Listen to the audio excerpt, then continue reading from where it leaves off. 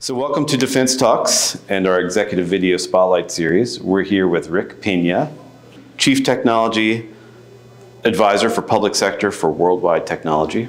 Yes, sir. So Rick, how can the Department of Defense, one of the largest organizations in the world, be nimble and more innovative?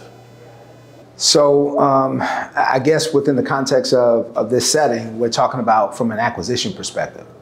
Of course, the DoD is focused on being more nimble and effective operationally, but from a technology perspective, really what it boils down to is the acquisition mechanism.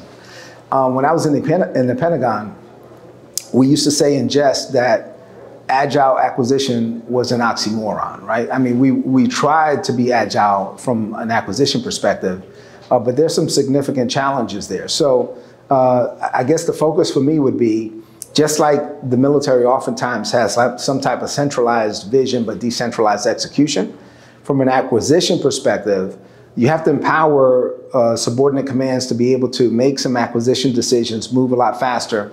There's been some move afoot around like things like the DIU or the DIX, and then from an agile acquisition perspective, there was some moves to be more nimble using OTAs, other transactional authorities.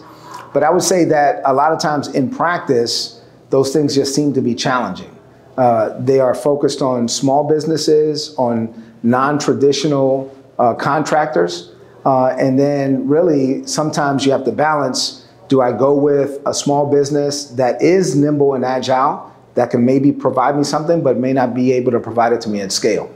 So I would say really focus on driving or modernizing the acquisition community's activities. And then the last thing is bridging the gap. And this is the hardest thing, I think, sometimes, bridging the gap between acquisition and the actual customer. So you have a customer that we may talk to a customer, a commander or CIO, CTO, CISO type, that projects a vision of what he or she would like to see from a technology perspective.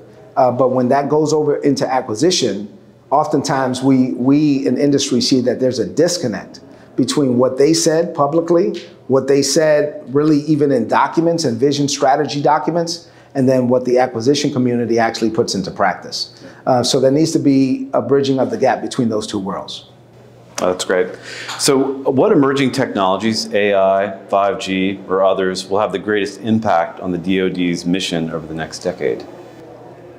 So 5G, I think, will be an enabler of AI, but I'll just stick with AI, 5G, IoT, that kind of thing. So from an AI perspective, the government has really been focused on data, and I'm saying data leading up to AI, right? So there's going to be a progression here where you have organizations that were mandated to put out or to establish a chief data office, a CDO office. I think that these CDO offices are being proliferated throughout the government, federal government, and DoD and IC.